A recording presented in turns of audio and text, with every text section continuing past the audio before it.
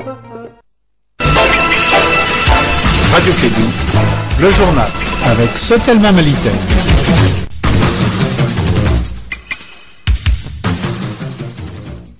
Bonjour à tous, il est 13h et bienvenue dans cette édition.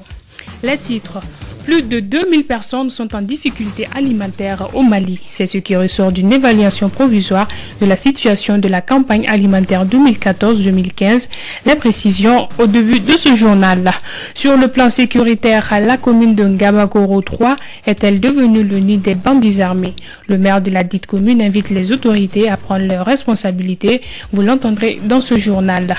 Culture à présent, Rapta Bamako, long métrage malien à la conquête du 4e étalon du Yemega au FESPACO de Ouagadougou qui s'ouvre le 28 février prochain. C'est tout pour les titres. Le développement dans un instant avec Oumou Dambélé.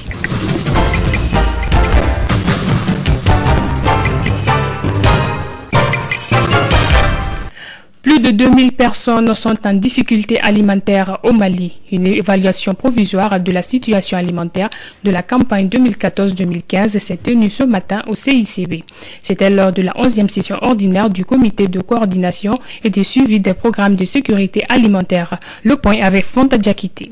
Cette rencontre annuelle pour évaluer la situation alimentaire vient à point nommé. Elle permet d'attirer l'attention du gouvernement malien et ses partenaires sur les 270 000 personnes identifiées en octobre-décembre 2014. Ces personnes sont en situation d'insécurité alimentaire, particulièrement dans les régions du Nord. Nando Dambélé, ministre commissaire à la sécurité alimentaire. Suite à l'évaluation provisoire de novembre 2014, le système d'alerte précoce a identifié 16 communes en difficulté alimentaire, 46 communes en difficulté économique sévère, 41 communes en difficulté économique légère et 11 communes de la région de Kidal en situation particulière liée au conflit. Selon le chef du groupe des partenaires techniques et financiers, Salih Aïdok, l'élaboration d'une politique de sécurité alimentaire s'avère nécessaire, surtout avec la dégradation de la sécurité dans les régions du Nord. Nous pensons qu'il est très important que la plus haute priorité soit accordée cette année à l'élaboration de la politique de sécurité alimentaire en vue d'atteindre l'objectif zéro faim d'ici 2025 et de renforcer la base du dispositif dans le cadre global des réformes en cours. En plus de l'élaboration de la politique de sécurité alimentaire, une attention particulière doit être accordée au renforcement et à la formation des structures du dispositif national de sécurité alimentaire. Le comité de coordination et de suivi de la sécurité alimentaire, à travers ses outils d'analyse, recommande une assistance immédiate des personnes en insécurité alimentaire au Mali.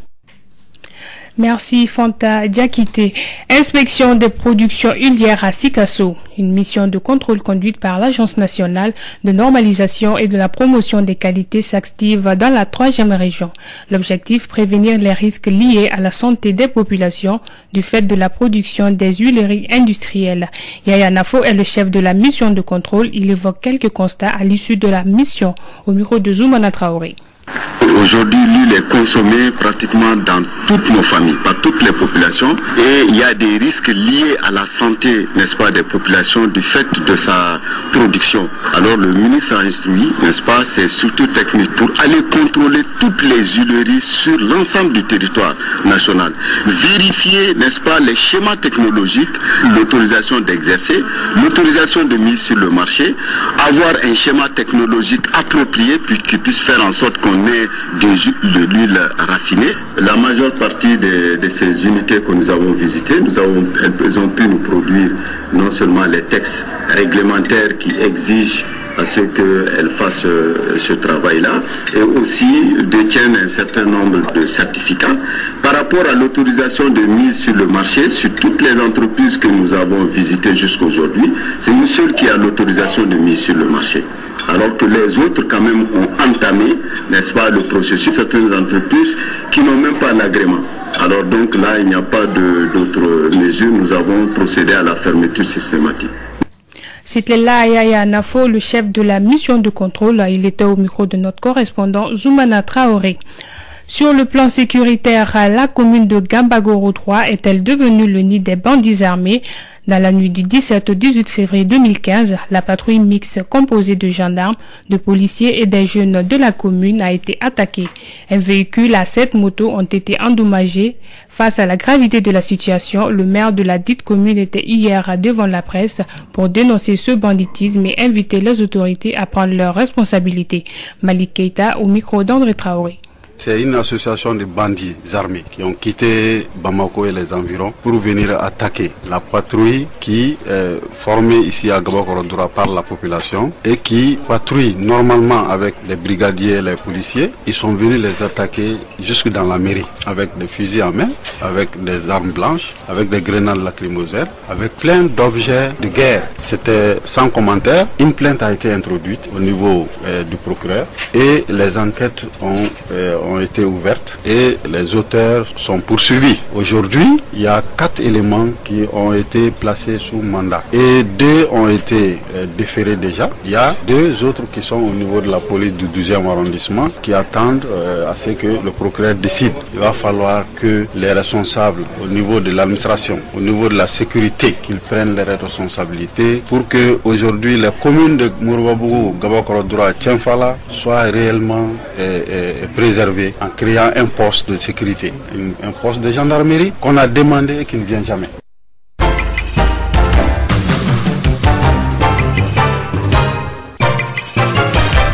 C'était Malik Keita, le maire de Gambagoro 3, au micro d'André Traoré.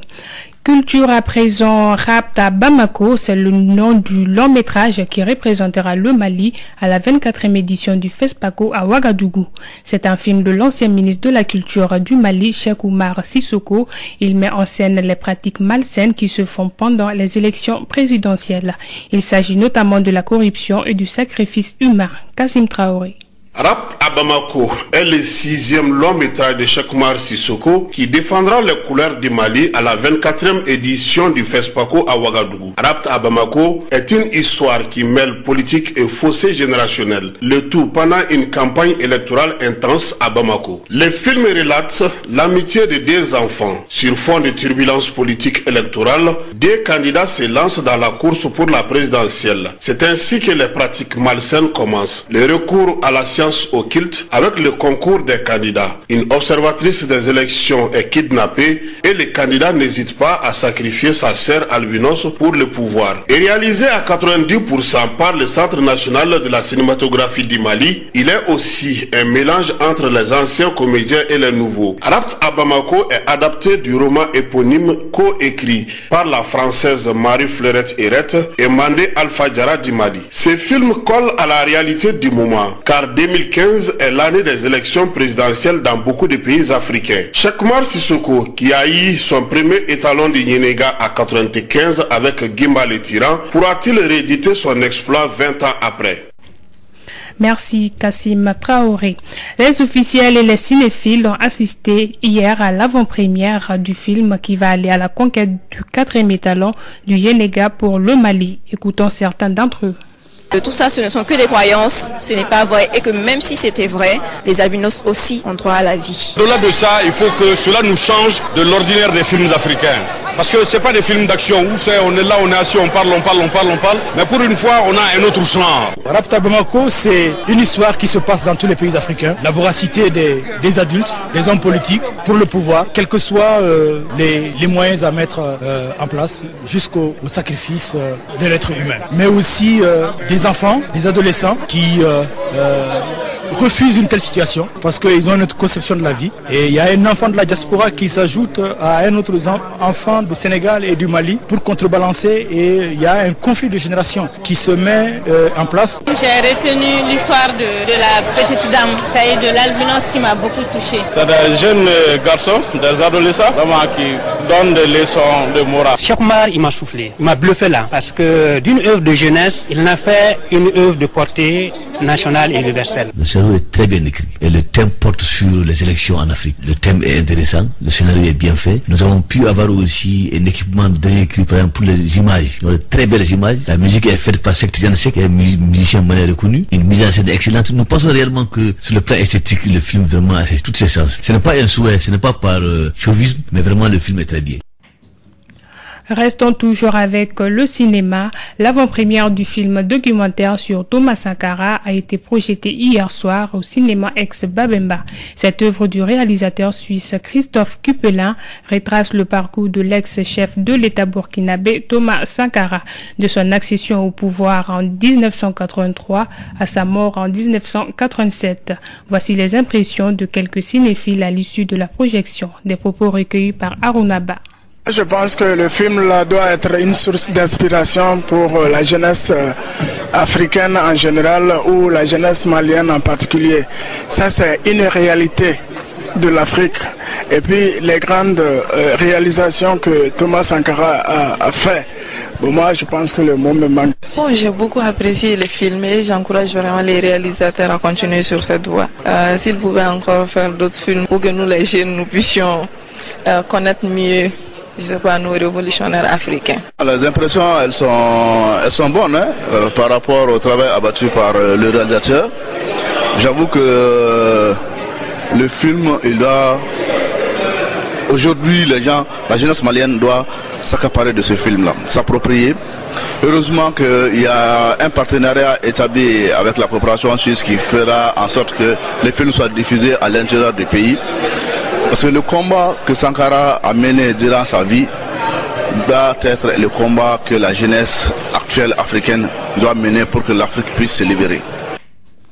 Merci à Arunaba pour ses propos recueillis sur le film documentaire sur Thomas Sankara. Les jeunes étudiants maliens à l'école de la poésie, la 5e édition de la rentrée littéraire du Centre culturel français a eu lieu hier au Musée national de Bamako. C'était en présence d'une 60aine d'écrivains venus des différents pays. Le thème de cette rentrée est « Osons réinventer l'avenir ». D'une édition à l'autre, les littératures francophones d'Afrique sont devenues un terrain propice à l'expression de la diversité artistique et culturelle, dira Madame la secrétaire générale du ministère de la Culture, de l'Artisanat et du Tourisme, Aïdara Aminatassi, au micro d'Aïssatou Doumbia. La présente rencontre s'inscrit en effet dans un processus qui a permis au fil des ans de créer régulièrement des espaces féconds d'échange sur la production littéraire dans les pays du Sud et singulièrement en Afrique. D'une édition à l'autre, les littératures francophones d'Afrique sont devenues un terrain propice à l'expression de la diversité artistique et culturelle à travers des œuvres qui témoignent d'une vitalité extraordinaire. Merci à Aïssatou Doumbia. Selon la poète Fatoumata Keïta, cette rentrée est une occasion formidable pour la promotion du livre. Elle est au micro d'André Traoré. C'est une fête du livre, c'est plus qu'une fête, c'est la rencontre avec les auteurs, c'est les auteurs qui se rencontrent entre eux, c'est aussi les auteurs qui rencontrent leurs lecteurs, c'est les auteurs qui rencontrent les éditeurs, c'est les libraires qui sont là, la musique, l'ambiance, le livre, la lecture, les mots, le verbe. La rentrée littéraire, c'est déjà l'espace de vie, l'unique que nous connaissons pour le moment pour les écrivains du Mali. Ça nous permet de vivre, d'avoir une visibilité, de rencontrer nos lecteurs, de rencontrer d'autres auteurs d'autres pays. Donc ça a une importance capitale. Ça permet à la création de vivre, aux créateurs d'être en contact avec ceux pour qui ils créent. Donc ça a une importance capitale parce que c'est toute la filière du livre qui est mobilisée là en ce moment et qui vit un peu. Ça permet peut-être aux décideurs aussi d'avoir un regard sur ce que nous faisons et puis de voir qu'est-ce qu'on peut encore faire pour que ça évolue plus que ça. C'est aussi une façon de promouvoir la lecture parce que la rentrée c'est aussi les signatures dans les lycées. C'est des livres achetés par la rentrée, envoyés dans les écoles pour que les enfants les lisent ou les étudiants les lisent pour avoir l'opportunité de discuter avec les écrivains. C'est donc une occasion formidable de promotion pour le livre aussi. C'était la poète Fatoumata Keïta au micro d'André Traoré.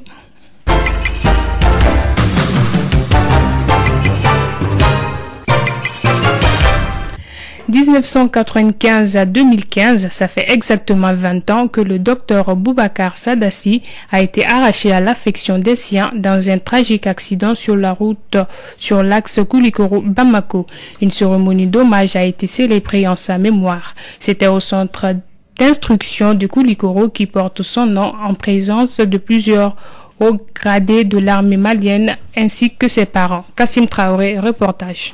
C'est le 18 février 1995 que Boubacar Sadassi, à l'époque ministre de la Défense, est décédé dans un accident de la route entre Bamako et Koulikoro. Chaque année, l'armée malienne lui rend hommage. La constance de la célébration est reconnue par sa veuve, Si Fatmata Ashbari. Et je remercie l'armée. Depuis la première année jusqu'au 20e année, ils sont présents. Donc je ne fais que les remercier. Colonel Nou Mamadou Traoré, commandant du centre d'instruction militaire Boubacar Sadassi de Koulikoro. D'instruction Boubacar Sadassi sortiront des grands hommes qui prendront des décisions difficiles, comme il avait l'habitude de le dire. Vous voyez aujourd'hui, le centre d'instruction Boubacar Sadassi héberge plus d'une vingtaine de nationalités au service des forces armées maliennes. Le 20e anniversaire de la disparition du docteur Boubacar Sadassi aura été une occasion pour ses compagnons de réitérer la vision d'une génération, comme l'a souligné le professeur Aliou Noundialo, ami de l'illustre disparu. Il disait, s'adressant à la nation malienne, on est chef pour prendre des décisions difficiles. Il indiquait une voie qui était la nôtre. Pour nous, on n'est pas chef pour se vautrer dans les plaisirs de ce bas monde. On est chef pour être le premier à souffrir et le dernier à jouir. On est chef pour conduire les hommes vers des hauteurs. On est chef pour améliorer tous les jours les conditions de vie de tous ceux qui souffrent. Plusieurs autres camarades ont fait des témoignages sur la ténacité de Dr Si, d'ores en paix Boubacar Sadassi. 13h passées de 19 minutes, c'est la fin de cette édition qui vous a été présentée par Oumou Dombele, mise en onde Fatou Fall. Merci.